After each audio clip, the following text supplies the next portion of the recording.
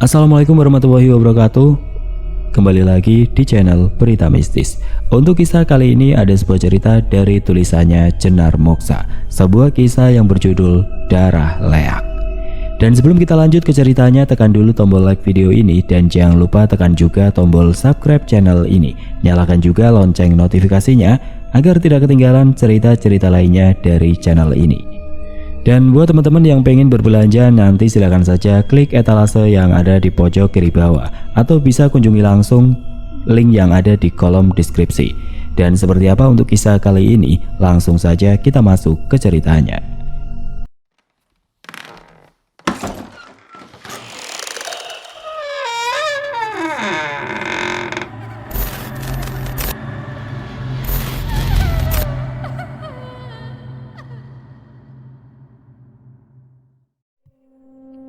Ayo, Gusti Jagat menarik tangan Pak Banu Hasim yang tadi berteriak, tapi sayangnya suaranya tidak didengar oleh sang menantu di sana. Hingga Ki Wulan Widara abai, tidak menghiraukan permintaan mertuanya. Sementara itu Ki Wulan Widara pun masih membulatkan tekadnya karena dominan rasa amarah ketika Al-Ghazali berdiri di depannya. Cepatlah, jangan pedulikan pria itu. Yang datang sok suci seperti malaikat-malaikat yang ada dalam kitab, kemudian mengempaskan ke dasar jurang sesal. Mana bisa Ci berdiri jika tidak ada Chang, Ki Wulan Widara. Ingatlah, Ci Panak Chang lahir dari rahim Chang. Niketu tenang memberikan penekanannya pada sang anak tercinta yang sedang gamang, dan itu sangat mengena di hati Ki Wulan Widara. Meskipun tidak menjawab, tapi spontan mengangguk, lalu menurunkan tubuhnya seperti sang ibu lakukan di depannya. Perlahan tapi pasti keduanya mengitari sanggah cucuk. Sementara nyala dupa terus mengepul di atas ancak dengan canang di atasnya. Tampak ada kembang di sana bersama lainnya sebagai sesaji yang menyeruak menjadi saksi ritual tari itu berlangsung. Al-Ghazali tidak lagi mampu menguntai kalimat. Pria gagah itu masih tertunduk, kemudian kembali mendongak menatap pelangit lepas. Lalu mengarahkan pandangan pada sang istri tercinta. Ketika tidak mendapat sosok sang Betari Durga yang ditunjuk oleh Niketu Tenang berulang kali tadi. Sejauh mata Al-Ghazali memandang hanyalah langit pekat. Tidak satupun ada bintang di sana meskipun rembulan begitu terang. Seakan mereka tidak sepakat untuk menyaksikan hal ini. Ki Wulan Widara, Al-Ghazali menggumam, suaranya tertahan dan tidak lantas melanjutkan apa yang ingin disampaikannya lagi. Kini pupus, keputusan perempuan terkasih di depan itu sudah bulat. Al-Ghazali masih berlutut di atas pasir pantai, rambutnya yang bergelombang disapu oleh angin yang begitu ganas. Sementara itu deburan ombak di belakang sana turun naik, muncrat hingga membasahi punggung Al-Ghazali yang terciprat di bawah oleh kencangnya embusan angin.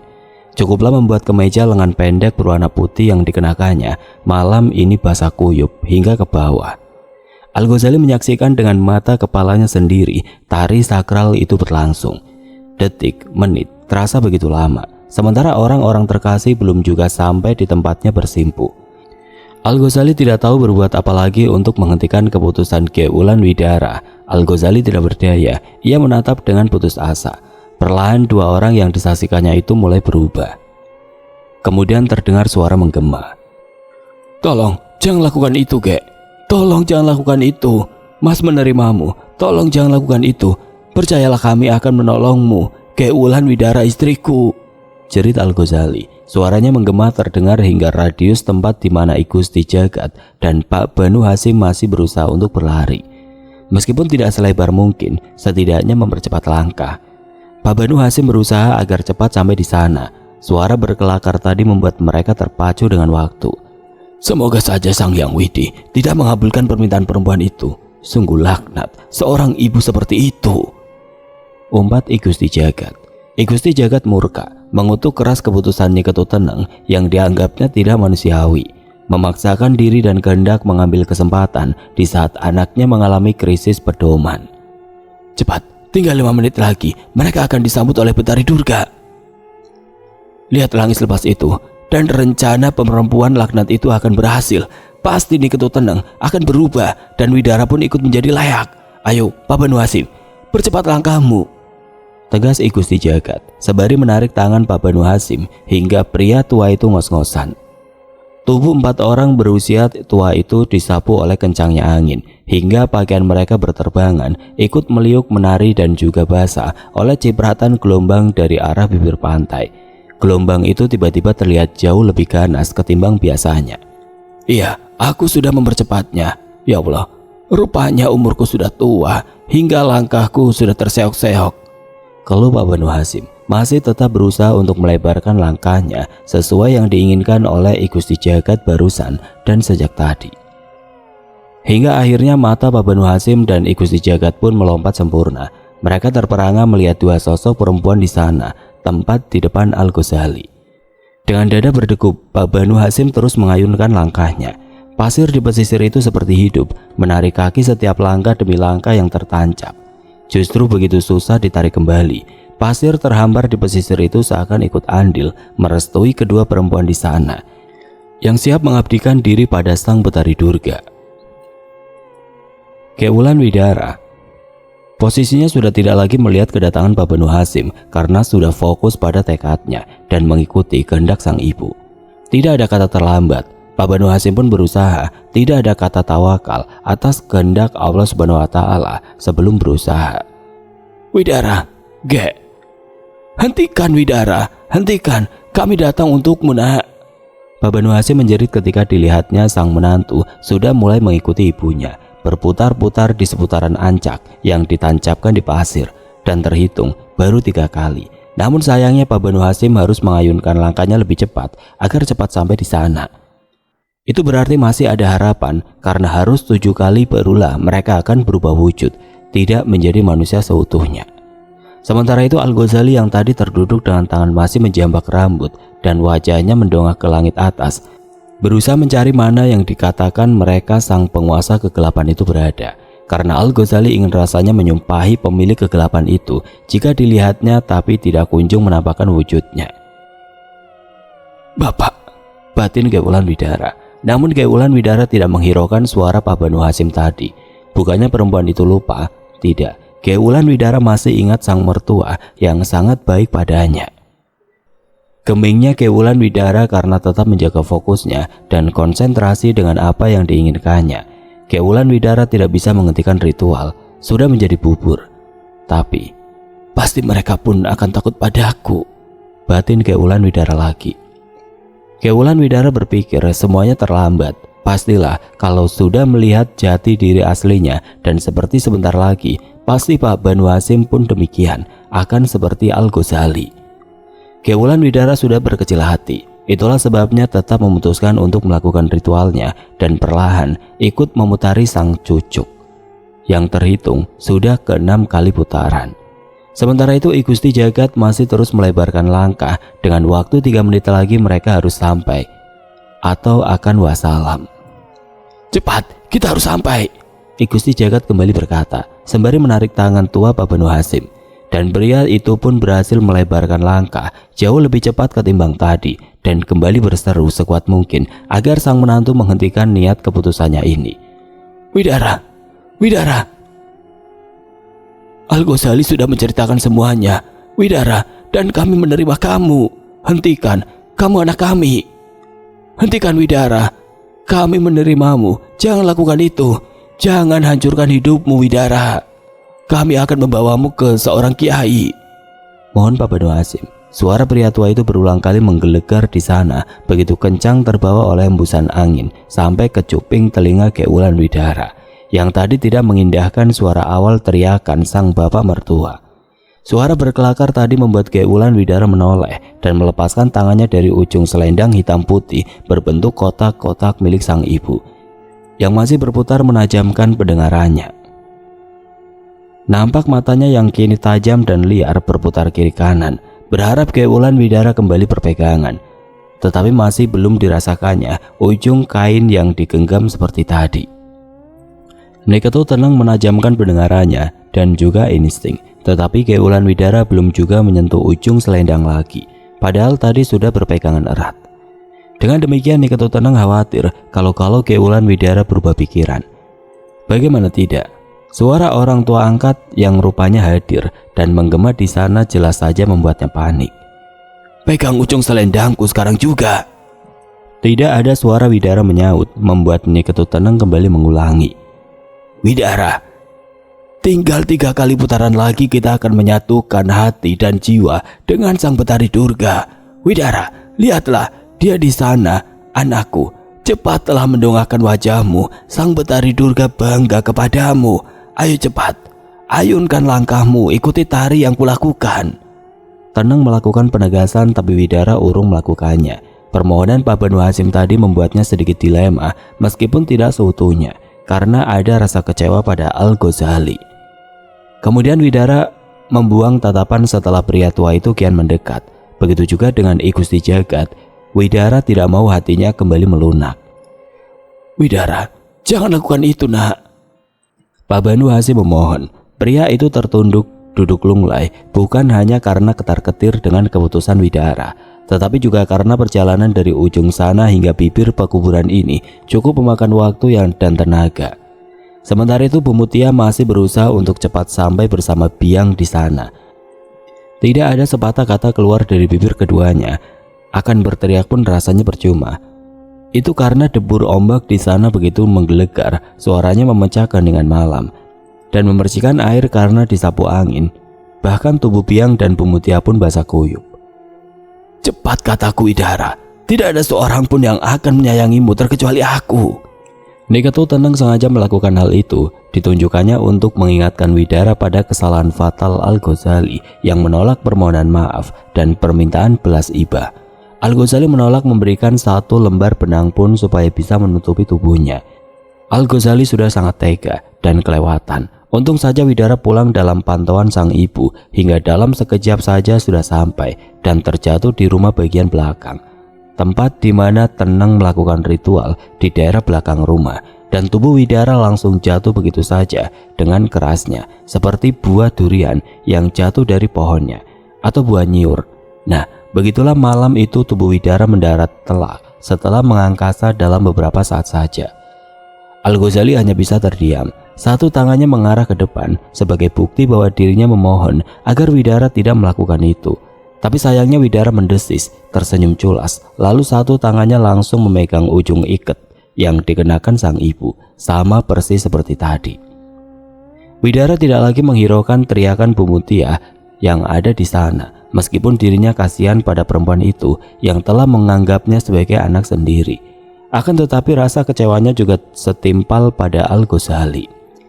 Cepat, ayo kita lakukan biar orang-orang itu melihat kita berdua. Seru Teneng membangkitkan kebanggaan Widara menjadi seorang pangleak dan berubah di depan orang-orang yang telah menzoliminya. Setelah geming dalam beberapa saat, Widara pun menantapkan hati. Ini bukan perkara mudah hingga membuatnya dilema berulang kali. Widara adalah gadis kekinian dengan pola pikir modern. Itulah sebabnya berulang kali nyaris saja mengurungkan niatnya. Dendam amarah ini yang menuntun orang untuk melakukan ritual ilmu ini. Baiklah, aku akan melakukannya, Widara berseru, dan langsung saja Teneng melakukan ritual tarinya. Perempuan itu langsung mengitari sang cucuk, kemudian berputar-putar dan terus berputar hingga akhirnya yang ke-7 kalinya tidak ada yang bisa menghentikan. Bahkan permohonan tadi pun langsung hilang menguap. Mereka hanya bisa menatap keduanya dengan mulut menganga tanpa mengambil tindakan apapun. Bahkan berkedip pun tidak mampu dilakukan I Gusti Jagat dan Pak Banu Hasyim juga Al-Ghazali. 3 orang pria yang berada di situ seakan dihipnotis oleh Sang Betari Durga yang ada di atas sana. Penguasa kegelapan itu meridhoi dan merestui apa yang dilakukan oleh Teneng dan anaknya. Tidak berselang lama Al-Ghazali bisa melihat dengan jelas, dan ini kali kedua akhirnya. Widara pun berubah menjadi leak. Tidak, seru Al-Ghazali sembari kedua tangan yang mengarah ke depan ketika kaki istrinya perlahan mulai tidak terlihat. Sebelum kemudian bergelantungan, tinggal menyisakan usus. Begitu juga dengan Teneng. Yang dirasakan oleh Widara adalah tubuhnya begitu ringan dan langsung bisa mengangkasa. Bahkan sampai-sampai Widara tidak menyangka akan seringan ini jika menjadi pangleak dan menuruti apa keinginan sang ibu. Teriakan Al-Ghazali tadi justru mendapat cibiran dari perempuan itu. Jemawa merasa berhasil. Sekarang aku mengambil anakku lagi, Teneng berkelakar. Tidak lama berselang perempuan itu sudah mengangkasa tampak jelas tertahan di atas sana, membuat 3 orang pria itu pun mendongakkan kepalanya, bukan untuk menatap sang Betari Durga yang tidak kunjung mereka lihat batang hidungnya. Akan tetapi sedari tadi disebut tenang seakan menyaksikan ritual mereka. Kedua tangan tenang seakan mencari kecak, matanya melotot, rambutnya yang tadi digelung tiba-tiba saja langsung berhamburan, hingga akhirnya helai demi helai menutupi separuh wajahnya. Tenang masih mengangkasa, matanya melotot, mulutnya menganga lebar, dan lidahnya tiba-tiba saja memanjang dan menatap tajam ke arah 3 orang pria di depannya. Ketika sang ibu melayang di angkasa tapi sengaja tidak terlampau tinggi, Widara pun melakukan hal yang sama. Pak Banu Hasim langsung mengisut, bersembunyi di belakang punggung I Gusti Jagat. Meskipun pria itu berdarah Jawa dan tidak asing baginya, tetap saja belum pernah menemui secara langsung, membuatnya grogi dan langsung memilih bersembunyi. "Widara, ayo kita pergi dari sini. Widara, tinggalkan orang-orang ini. Kita mencari mangsa malam ini," teriak Tenang. Setelah bicara tadi, Tenang pun langsung berbalik dan kini sudah mengangkasa, kembali mendongakkan wajahnya menatap sang datar. Akan tetapi euforia itu belum mutlak milik Widara. Itu karena Widara bukan hanya hari ini saja melakukan ritual. Nanti akan ada lagi menyusul supaya selanjutnya bisa dengan mudah, kapan saja dan harus beberapa kali. Nantinya Widara melakukan di tempat yang mistis, magis dan beraura gelap. Maka disitulah baru bisa digunakan untuk melakukan tari, membawa sangga cucuk diputari untuk berubah wujud. Maka ketika sudah beberapa kali, maka dimanapun berada Widara bisa merubah wujudnya asalkan dirinya berniat untuk itu. Benar saja I Gusti Jagat dan Pak Banu Hasim memang terhipnotis oleh kekuatan hitam yang mendominasi daerah itu. Mereka hanya mematung menyaksikan, tetapi tidak dengan Al-Ghazali. Remaja pria itu berusaha keras untuk melepaskan dari lingkaran yang membelenggunya. "Aku harus melepaskan istriku," batin Al-Ghazali, lalu berdiri, tidak peduli Tenang sudah melayang di angkasa sana. Bisa saja perempuan itu sudah melihat jantungnya bergelantungan atau akan dimangsanya sekarang. Tenang dan Widara pun berputar-putar. Tampak perempuan tua itu belum berani melepaskan pucuk tangan sang anak, tetapi masih dibimbingnya berputar di angkasa. Begitu juga dengan Widara, tubuhnya terasa ringan kini tanpa kaki. Geulan Widara serupa hanya usus bergelantungan dan jantung terburai. Rambutnya yang tadi digelung konde pun kini sudah terburai, berantakan menutupi wajah. Ketika menatap Al-Ghazali, matanya melotot, kedua tangan yang merentang kiri dan kanan kemudian mengencang, seperti orang yang akan meragakan tari, membulat sempurna. "Ayo Widara, sekarang kita pergi dari sini dan kita cari mangsa," Tenang berkelakar. "Widara, atau kamu akan memangsa antara 3 orang pria yang ada di depanmu?" Tawarnya Ketut Tenang, gila-gilaan, merasa di atas angin. Akan tetapi Widara tidak menggubris, tapi Widara terus menatap dalam wajah Al-Ghazali. Memang benar, kini dilihatnya jantung sang suami pun bergelantungan. Dan itu akhirnya kemudian air liurnya menetes, nikmat ketika melihat itu. Bersama dengan itu mata tajam Widara kembali beralih pada I Gusti Jagat dan juga Pak Banu Hasim. Sama seperti yang dilihatnya tadi, kini usus 2 orang pria itu pun bergelantungan membuat air liurnya menetes. Tiba-tiba terbayang begitu nikmat rasanya, dan ada 2 bisikan dalam hati Widara, antara mengikuti kemauan sang ibu atau sebaliknya. Sementara usus-usus di depannya itu sudah bergelantungan dan menggoda imannya untuk sekarang melakukan pemburuan. Tidak perlu jauh-jauh, tidak perlu di jalanan sana yang mengambil resiko, dan tidak perlu pula harus berubah menjadi hewan supaya bisa merogoh jantung hewan lainnya. "Widara, anakku! Widara, anakku!" Tinggal 50 langkah lagi Bu Mutia sudah sampai di tempat di mana sangga cucuk ditancapkan dengan dupa mengepul di atasnya. Widara pun menoleh ke arah sana dan langsung melesat ingin menjauh, tetapi urung. Itu karena Al-Ghazali secepat kilat mengambil sangga cucuk lalu dihantamkannya dengan kuat ke arah Widara, membuat perempuan itu terpelanting jatuh. Keputusan Al-Ghazali itu membuat kaget I Gusti Jagat dan juga Pak Banu Hasim. Perempuan cantik itu kini sudah terkapar di atas hamparan pasir yang halus. Widara berusaha untuk mengangkat kepalanya. "Apa yang kamu lakukan, Al-Ghazali?" teriak I Gusti Jagat, melototi pria gagah itu. "Al-Ghazali, konyol kamu. Begitu juga Pak Banu Hasim langsung mendorong kasar dada Al-Ghazali ketika melihat sosok Widara sudah merangkak dengan usus terburai menyapu pasir pantai. "Gak!" Suara itu keluar dari bibir Widara. Rambutnya acak-acakan, berusaha untuk mengangkasa lagi seperti sang ibu tapi belum bisa. "Tolong lepaskan aku." Widara memohon ketika I Gusti Jagat semakin mendekati. Begitu juga dengan Pak Banu Hasim. Widara ketakutan kalau mereka akan membunuhnya, seperti yang orang-orang lakukan pada keluarganya terdahulu, sama seperti yang Al-Ghazali lakukan tadi. Pukulannya telak mendarat ke usus dan jantungnya, dan itu sangat sakit, hingga membuatnya terjatuh dan ditinggal oleh sang ibu yang sudah pergi menjauh entah kemana. Widara terus merangkak, dengan usus terburai menyapu permukaan hamparan pasir, sampai tepat berada di deretan tulang belulang pekuburan terbuka, dan perempuan muda itu terhenti. Pasrah, sementara Al-Ghazali mendekatinya masih dengan membawa sangga cucuk di tangannya dan diangkatnya mengangkasa. Kini tepat di depan Widara dan akan dihantamkan batang sangga cucuk itu ke tubuh atau anggota lainnya yang kena, asal mendarat pada Widara. Akan tetapi I Gusti Jagat langsung menghentikan, menarik area punggung kemeja Al-Ghazali dengan kuat. "Apa yang akan kamu lakukan, Al? Itu istrimu. Jika kamu memukulnya berarti kamu memukul istrimu, bukan setan, Al. Paham kamu?" Teriakan I Gusti Jagat tidak diindahkan oleh Al-Ghazali. "Rasakan iblis, ini iblis, dasar, sial, kamu sudah mengganggu istriku. Rasakan, rasakan ini."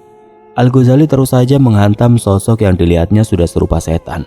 Benar saja itu karena berkepala manusia, tetapi jeroannya tergantung begitu saja. Al-Ghazali, hentikan. Kamu bisa membunuh istrimu." "Al-Ghazali, Al," bocah edan ini, dikasih tahu tidak didengar. "Hentikan itu." Pak Banu Hasim pun angkat bicara, sembari berteriak melihat itu. Setelah mendekat lalu menarik keras baju yang dikenakan anaknya.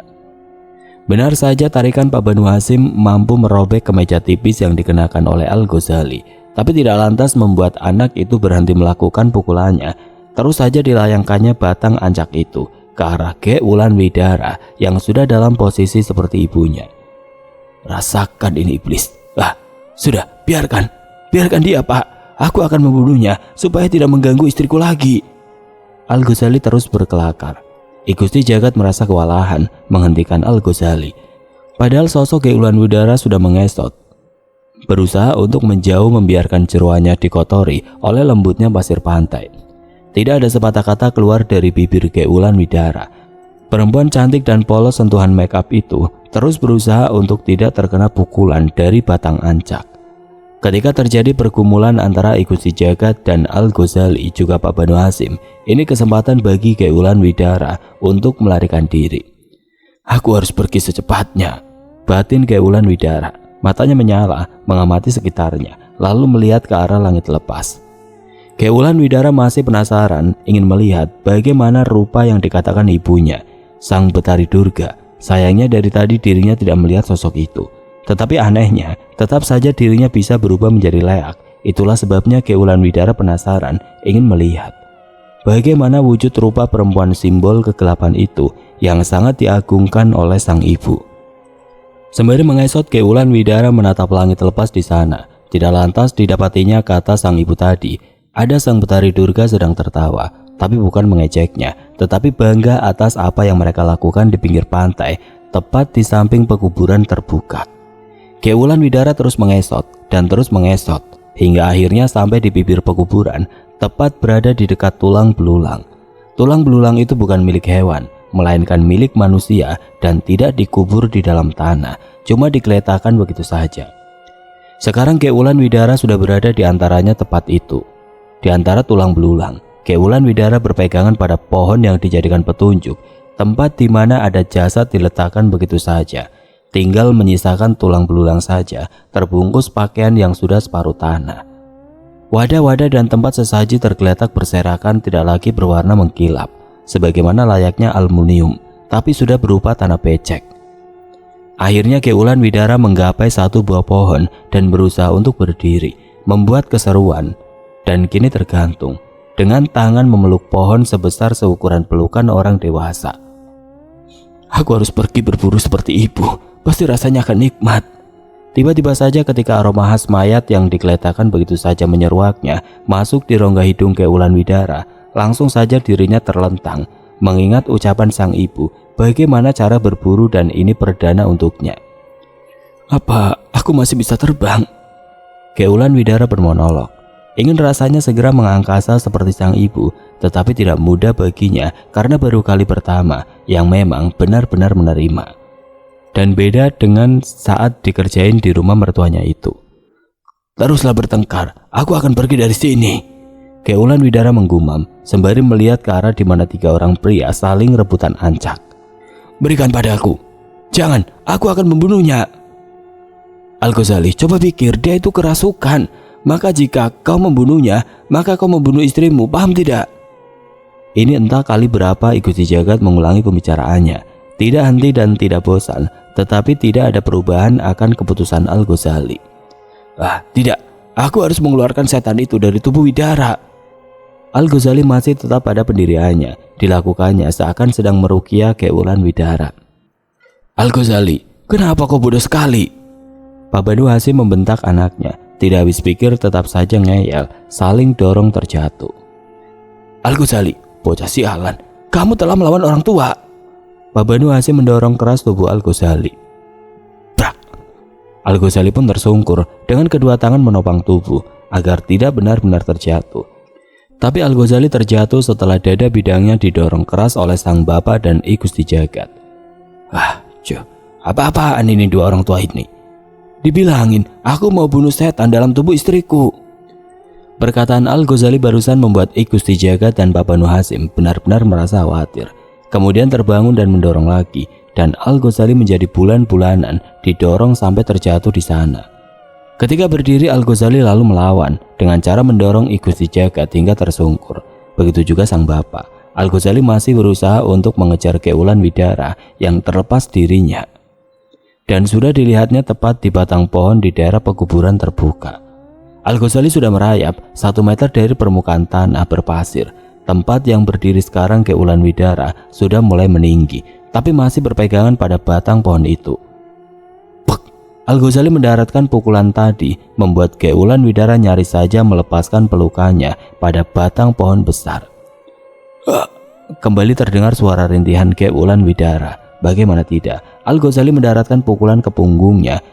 Sekenanya pada punggung miliknya hanya tinggal kerontang tengkorak saja. Benar saja Keulan Widara nyaris saja mengangkasa, tetapi Al-Ghazali buru-buru menangkap dan menarik usus yang terburai hingga tertahan tepat di atas kepalanya. "Paman Gusti Jagat, cepatlah bantu aku!"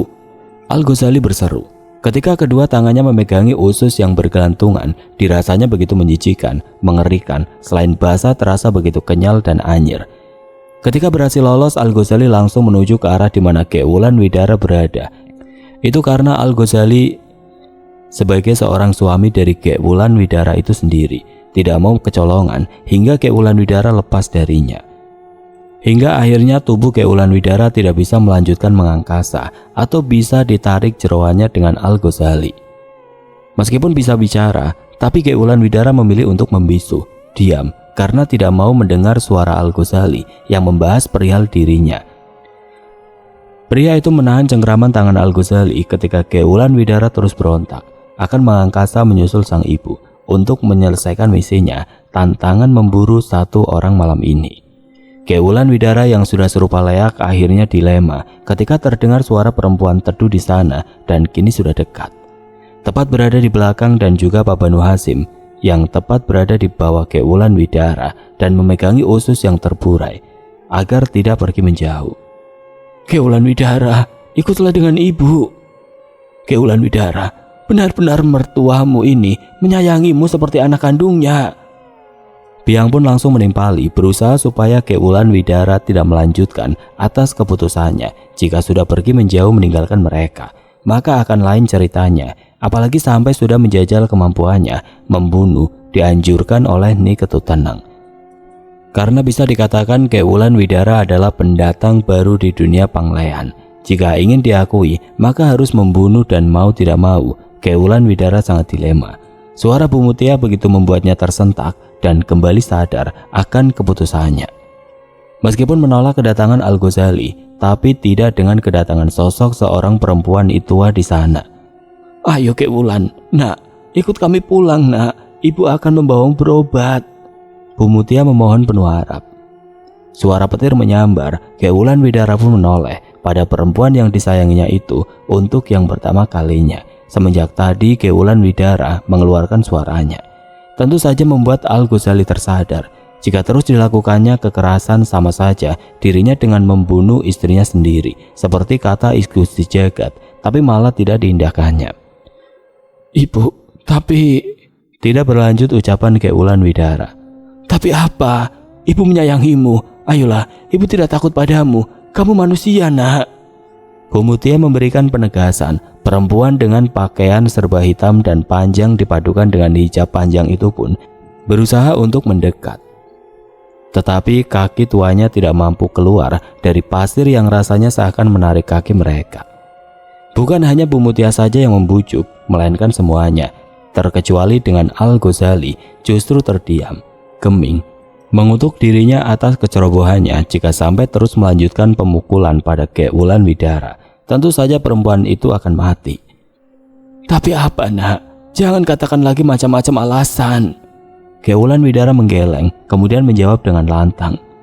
"Tapi aku layak bu." "Kami tidak peduli nak, ayolah ikut dengan kami." Permohonan itu tidak keluar dari bibir Bu Mutia seorang, tetapi dari 4 orang tua itu.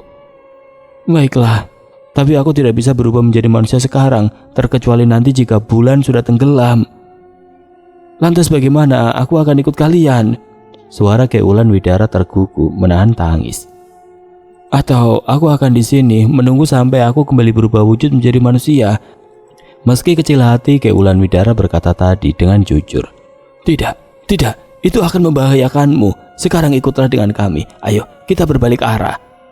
Gusti Jagat memberikan perintah dan langsung diikuti oleh Kek Wulan Widara. Widara yang mengangkasa tetapi tidak terlampau tinggi mengikuti perjalanan 5 orang itu menuju ke arah mobilnya dan mobil milik Al-Ghazali. Akhirnya mereka pun sampai di sisi mobil. Tidak seperti tadi ketika berjalan menuju tempat di mana Widara dan sang ibu menancapkan sangga cucuk. Waktu seperti berjalan begitu lama. Ya, jelas kekuatan hitam aura kegelapan memang menghalangi langkah mereka untuk cepat sampai, supaya tidak menghalau niatan 2 orang di sana tadi. Pasir di sepanjang pesisir pekuburan terbuka itu mendadak hidup. Langkah demi langkah Gusti Jagat juga Pak Banu Hasyim tidak luput dari hadangan kegelapan itu sendiri. Begitu juga dengan Bu Mutia dan Biang, yang notabene penguasa kegelapan itu tahu bahwasanya ketulusanlah yang dibutuhkan Widara untuk menyadarkan keputusan yang diambilnya, karena memang bertolak belakang dengan hati nuraninya. Hati kecil Widara masih tidak sepakat dengan keputusan yang diambil olehnya. Itulah sebabnya kenapa Bu Mutia dan Biang justru yang paling mengalami gangguan itu. Gangguan datang dari Sang Betari Durga. Langkah Bu Mutia ditahan seakan ingin ditarik masuk ke dalam perut bumi. Tetapi tekad kuat dan hati bersih Bu Mutia membuat perempuan tua itu mampu sampai di waktu yang tepat, menyadarkan Widara kembali pada fitrahnya, kembali pada tekadnya tidak ingin meneruskan ilmu leluhur yang diwajibkan kepadanya. "Naik mobil yang mana ini?" Al-Ghazali bertanya, bingung karena ada 2 mobil di sana dan tidak mungkin mereka akan meninggalkan mobil itu begitu saja. Itu pikir Al-Ghazali. Terkejut semuanya juga berpikir demikian. Sementara itu sosok Widara sudah berada di atas kap, tapi mobil milik Al-Ghazali. Perempuan cantik yang tidak lagi dengan tubuh utuh itu tidak dalam posisi mengangkasa, akan tetapi tergeletak begitu saja. "Entahlah, bagaimana dengan mobil Widara? Jika kita tinggalkan di sini, takutnya malah diambil maling." Gusti Jagat menimpali kegamangan Al-Ghazali tadi, karena maksud Al-Ghazali memang demikian. Dalam hitungan menit 3 orang pria itu saling tatap untuk menentukan sikap. "Bagaimana kalau aku yang membawa mobil Widara?" Gusti Jagat menawarkan diri. "Iya benar, Gusti saja yang membawa mobil Widara, supaya Al-Ghazali menyetir mobilnya sendiri. Cepat, Al, berikan kunci mobilnya pada Gusti Jagat, supaya kita lekas sampai, kita berburu dengan waktunya." Pak Banu Hasyim memberikan ketegasan. Derita Widara di atas kap sana adalah deritanya juga. Merekalah yang bertanggung jawab harus menolong perempuan muda itu. Al-Ghazali pun langsung merogoh tas bembeng milik Ki Wulan Widara yang tadi dipungutnya di samping Sangga Cucuk, tempat Widara dan Nyi Ketut Tenang melakukan ritual. Di sana tergeletak sendal milik Widara juga tasnya, tepat di atas hamparan pasir halus. Sebelum melakukan ritual tari, menyerahkan diri pada Sang Betari Durga, Widara meletakkan begitu saja di situ. Namun berbeda dengan Nyi Ketut Tenang yang memang hari-harinya tidak pernah mengenakan alas kaki. Dengan cekatan, Al-Ghazali tadi menyambar barang milik Ki Wulan Widara dan diketahuinya ada kunci mobil di dalam saku. Dan sekarang secepatnya diberikannya pada I Gusti Jagat supaya mengambil alih kemudi dan membawa mobil itu pergi dari area pantai tersebut. Al-Ghazali pun melempar kunci di kontak mobil mewah milik Widara dan langsung ditangkap oleh I Gusti Jagat. "Ini, cepat, ayo, ikuti belakangku dan pastikan kamu tidak mengulur waktu, Al-Ghazali," I Gusti Jagat berseru setelah menangkap kunci mobil dan sudah berpindah di tangannya. Bagaimana tidak, mereka harus berburu dengan waktu. Jangan sampai lebih dulu Nyi Ketut Tenang yang sampai di rumahnya sana bisa melenceng dari rencana mereka selanjutnya. Itu pikir I Gusti Jagat. Bisa ditebak, tentu perempuan itu tidak akan begitu saja merelakan sang putri ikut kembali dengan orang asing yang tidak terpaut darah. Akan tetapi sangat peduli pada Ki Wulan Widara. "Baiklah, Paman I Gusti," Al-Ghazali menimpalinya. Lalu Al-Ghazali langsung masuk ke dalam mobil, kemudian memutar arah dengan begitu cepatnya hingga terdengar suara bising.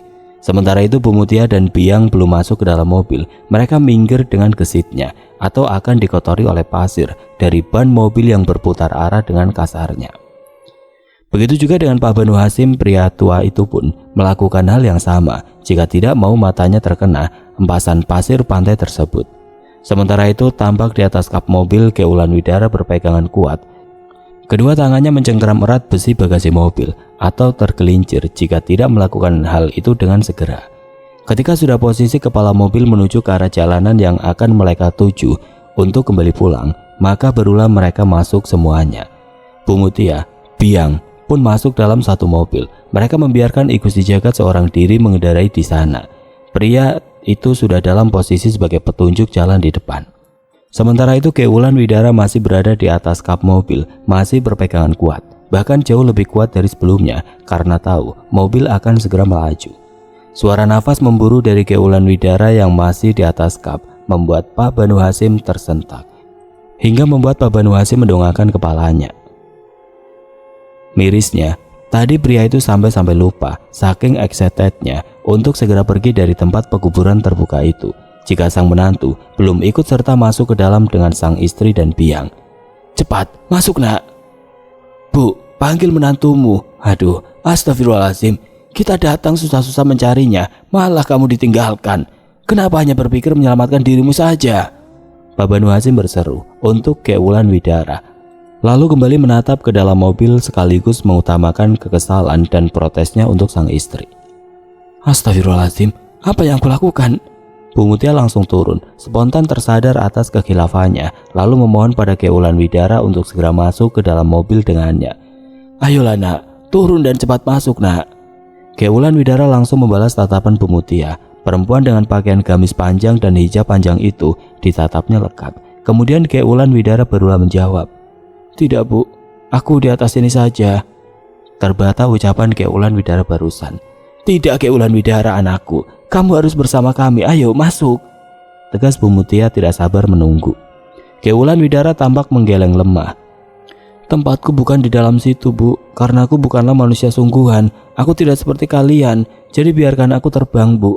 Lihatlah, aku seperti punya sayap," kata Ki Wulan Widara dengan suara yang datar dan begitu lemah, sembari sedikit mengangkasa hingga jatuh dan ususnya tidak lagi menyentuh kap mobil. Bu Mutia langsung menutup mulutnya rekat dengan kedua tangan melihat apa yang dilakukan oleh sang menantu. Ini benar-benar di depan matanya. Satu kata untuk itu, mengerikan. Ya, itu sungguh mengerikan. Namun hanya sejenak Bu Mutia bisa menetralisir rasa tadi, kemudian menjawab dengan sungguh-sungguh dan hati tulus. "Tidak nak, kamu manusia dan kamu anak ibu." Permohonan penuh harap tersirat jelas pada wajah tulusnya barusan, bisa dilihat oleh Ki Wulan Widara. Meskipun tidak perlu dikatakan oleh yang bersangkutan dan tidak perlu Bu Mutia menyampaikannya, bahwa ucapan yang keluar dari bibirnya adalah sebuah ketulusan. Kewulan Widara bisa merasakan itu. Tapi tetap saja Kewulan Widara menggeleng. "Tidak Bu, masuklah, aku akan bisa sampai berbarengan dengan mobil ini meskipun tidak berada dalam mobil Bu.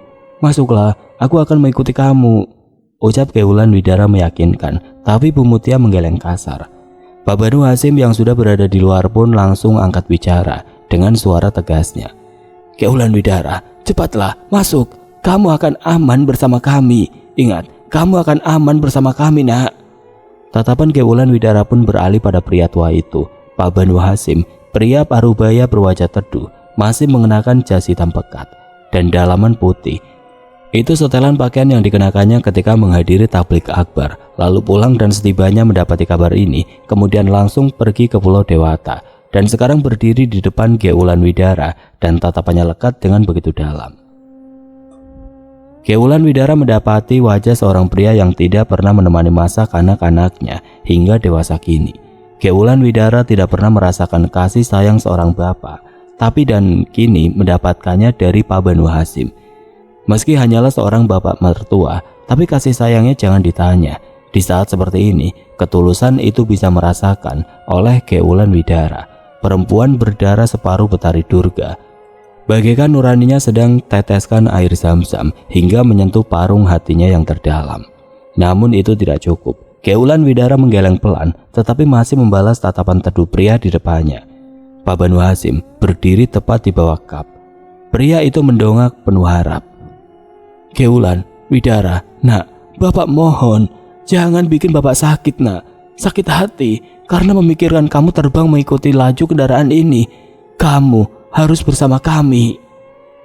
Permohonan pintar Pak Banu Hasim tadi membuat Kewulan Widara tertegun sejenak, lalu menuruti kemauan Pak Banu Hasim, tetapi tertahan di samping pintu mobil yang sudah terbuka. Cuma hitungan detik lalu kembali ke atas kap, membuat biang tersentak. Padahal sudah diberikannya tempat untuk Widara. Meme Ratu," biang menepuk jidatnya. Rupanya baru sadar bahwa mobil terlalu penuh jika Kewulan Widara akan berada di bangku mobil yang sama. Biang pun turun dan langsung keluar, dan tanpa sepatah kata ketika sudah sampai di luar Balula berseru memohon pada Kewulan Widara untuk secepatnya masuk ke dalam mobil itu, karena dirinya akan mengikuti sang suami sebagai petunjuk jalan. Di sana I Gusti Jagat sudah membunyikan klakson, tidak terhitung jumlahnya, entah berapa puluh kali beruntun dilakukan oleh pria itu.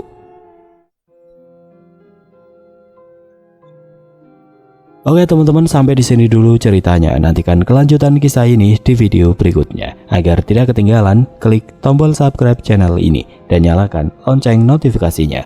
Wassalamualaikum warahmatullahi wabarakatuh.